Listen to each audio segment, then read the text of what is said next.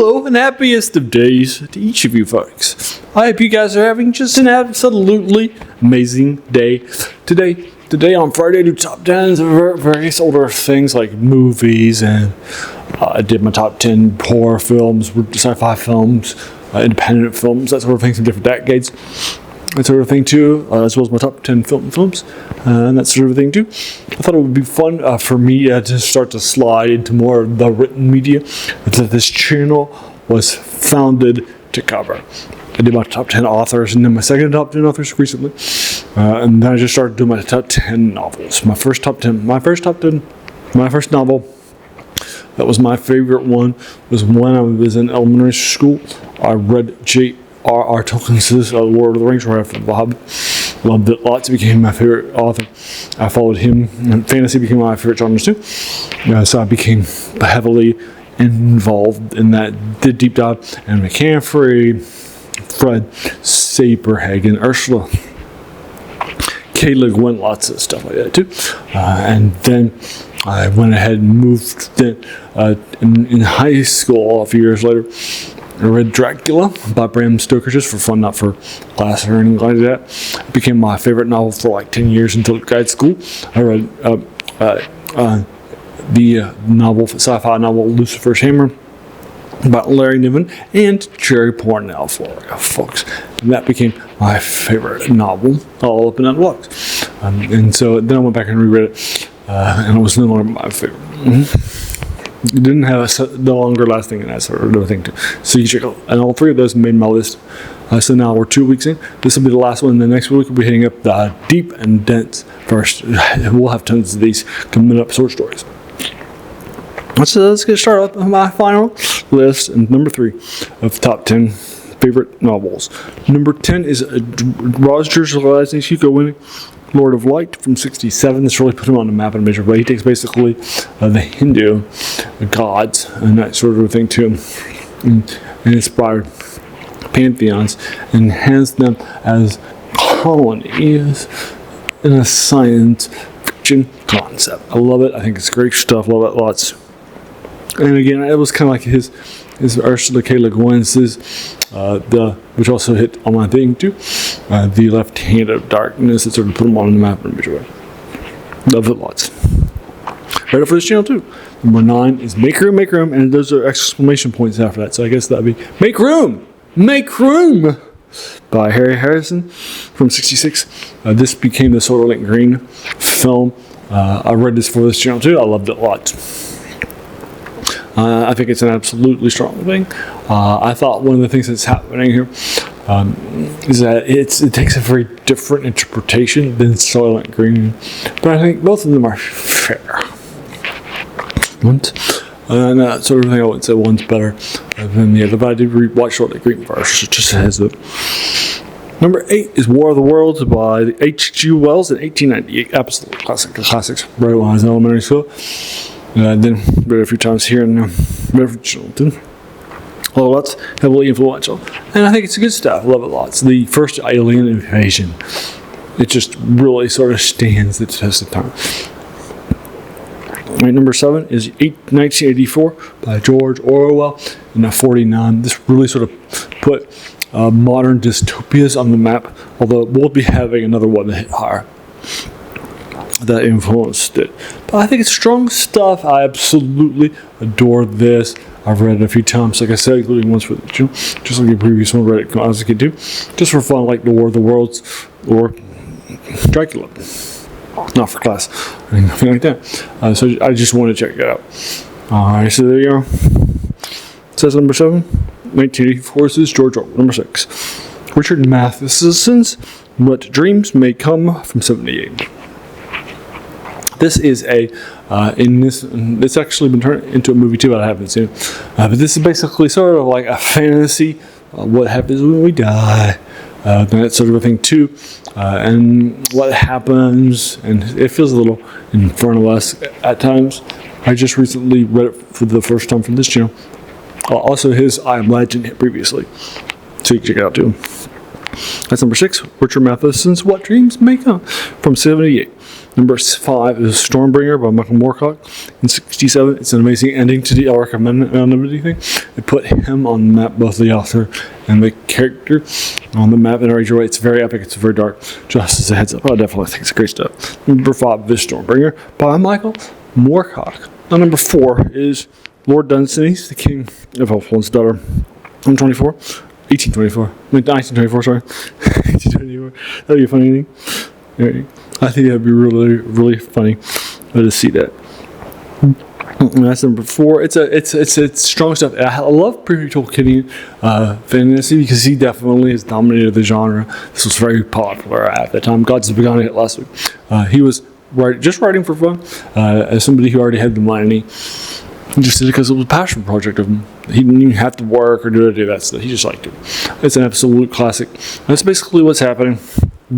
You can also see this in Stardust by that's heavily influential. Basically, the idea here is that somebody wants to show that himself as proof, and that sort of thing to the one.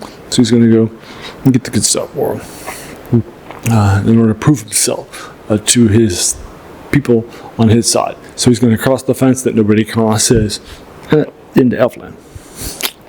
Number 3, The Iron Heel by Jack London from 1908. This is the first modern dystopia, heavily influenced stuff. I've read it a few times. It was one of my first reviews for this channel. It's one of my favorite reviews too. Love it lots. So basically what's happening here is that so people voted fairly for more of a socialist structure here in America. But there is an oligarchic pushback against that. Even though they didn't corrupt themselves, because they want to keep their sort of power, even though it's done fairly. So they take over in what's called the Iron Heel. That sort of thing too. It's heavily pro-socialist, just as a socialist. It's great stuff, little odds. So is Jack London. Number 2 is Michael Moorcock's Elric of Anonymity from 72. This is the great beginning for the character. You can definitely see the dark side that will happen with Stormbringer and that sort of thing too. I love it lots. Great beginning. Let's get this started. Number 1 is Earth Abides from 49 by George Stewart, absolute classic. This is a post-apocalyptic thing where a disease will strike, but it's written before sort of the Cold War takes place in the early. So it's more innocent and it's a much more naive. I like it. So basically, what's happening in Cold War era, or movies too, like Mad Max, is that we are going to just absolutely collapse upon ourselves and turn into our worst natures the next day. All that sort of reinforcement and that sort of thing too. But then slowly, over time, we'll rebuild the society that we start to miss, right? And the laws, sort of the end culture. But basically, what's happening here is the exact opposite. We cling to our things that are happening as much as possible, and we only really embrace the chaos and the darker stuff later, right? I think it's probably more realistic in the start. Probably would be what happened. So that's Earth Abides, Wins and Wars by George Stewart in 49. So here are my top 10 once again. Number 10, Roger Salassi's Lord of Light. Number 9 is Make Room by Harry Harrison. Number 8 is War of the Worlds by H.G. Wells. Number 7 is 1984 by George Orwell. Number 6 is Richard Matheson's What Dreams May Come. Number 5 is Stormbringer by Michael Moorcock. Number 4 is Lord Dunsany's King of Elfland's Daughter. Number 3 is The Iron Heel by Jack London. And number 2, Michael Moorcock's Elric of Anonymity. And number 1 is Earth Abides by George Stewart. So there you are for you, folks. Have you seen these? Read them? So what would be your top 10 after my first, or top 30 overall? All right, all up and down the box. Let me know what your thoughts are, too. Happy to engage with it further. As a reminder, I'm not a literary critic. I didn't study English in college, and it is.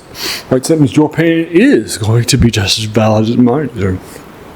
I'm just a fan like you are. So let me know what your thoughts are. Love to talk about that further in the comments below. So tomorrow I do something called Serial Saturday, which I dedicate to the forgotten storytellings of previous things of the movie serials. Right now we're doing the Dick Tracy So the second Dick Tracy films, Dick Tracy returns last week. So now we're doing 1949. This is Dick Tracy G-Man.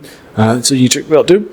If you like those older things. And then on Wednesday, I do something I call Video Game Wednesday, where I do reviews of older video games. I just did The Last Fallout 76 from 2018, 7 years ago.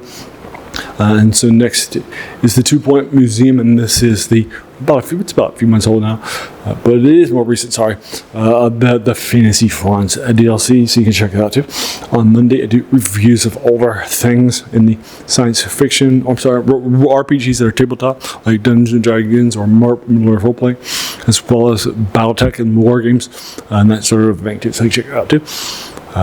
Just finished the UK series by UK TSR office in the mid-80s. And then the other 3 days a week, in addition to some Let's Plays of video games, I do things like review, things like just like this today. Older things in the three genres we typically cover: science fiction and fantasy and horror too, right? All up and down the box. So with those 7 reviews a week, like top 10s today, moving forward into short stories, moving forward to Serial Saturday or Video Game Wednesday, those sorts of things sound like your cup of tea, then great. Welcome to the channel and have a seat. I think you'll enjoy your time here quite a bit, right? And while you're here, why not do all the YouTube stuff, like hit the subscribe button, the like button, the bell icon to be notified of those videos a week, and all that stuff. Like, share, all the YouTube stuff while you're here. Alright, so there you go. As you can tell from those 7 things, as well as the Let's Plays, it's the passion of this channel. Right? It's even where its name comes from. The worst thing about new books, it's a quote by French philosopher Jacques Joubert, who said that the worst thing about them was that they kept us from reading the old stuff. And it's definitely some older stuff we might have forgotten about, right, in our race for the new book, and the new novels, new video games, the new music, new albums, new movies, right? We have forgotten that these things, right, are standing on the shoulders of giants. So let's check out those giants.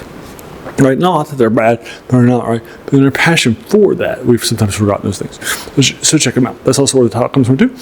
Alright, so there you go. Alrighty, so I hope you, and I want to thank you so very, very much for just taking some time out of your day and investing it, right, and watching my videos, because we all have so many things, right, that are happening in our lives, and we're pulled in so many different directions too, right? So the fact you spent this time with me, it's incredibly humbling, and I appreciate that so very, very much.